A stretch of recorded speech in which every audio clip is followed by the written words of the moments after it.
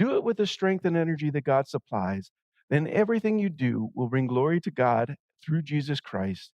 All glory and power be to him forever and ever. Amen. Can we pray? Lord, I want to thank you. Lord, I do pray that today we would have the spirit of wisdom and revelation. Lord, that we would know the hope to which we've been called, the glorious inheritance in the saints, and the incomparably great power that's available to us who believe. The same power that raised Christ Jesus from the dead is alive in us. Help us know that beyond just what we hear today. In your name we pray. Amen. In the New Testaments, there are three places where the gifts are listed, and none of these are exhaustive lists. God can give anything he wants to anybody, anytime. That's the definition of God. God can do it.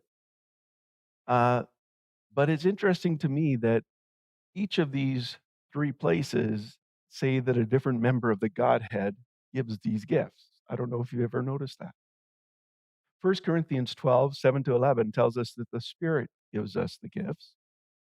Romans 12, 6 to 8 is talking about God the Father who gives gifts. Ephesians 4, 11 to 16 tells us the gifts Christ gives to the church, which are apostle, prophet, pastor, teacher, and evangelist. Almost all of the gifts, whether they're from the Father or Son or Holy Spirit, they those gifts are for us to serve each other. Tongues is the only gift for our benefit, the gift of tongues, and it's so that we can build ourselves up. That's in 1 Corinthians 4, 14.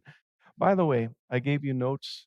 I should say this. I did not give you notes. I printed them off and left them in my Bible till about 5 minutes ago. So if you don't have a sheet of this, make sure you get one on the way out because I'm going to go through a whole lot of scripture that you should probably research later to make sure I'm telling the truth on. Okay, use it as a study guide for you because I'm just going to be flying through all of this stuff. Okay.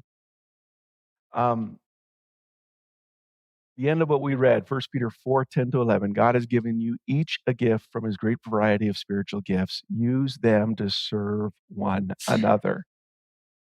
Then he gives us two examples. Do you have the gift of speaking? Then speak as though God himself was speaking through you. And do you have the gift of helping others? Do it with the strength and energy that God supplies.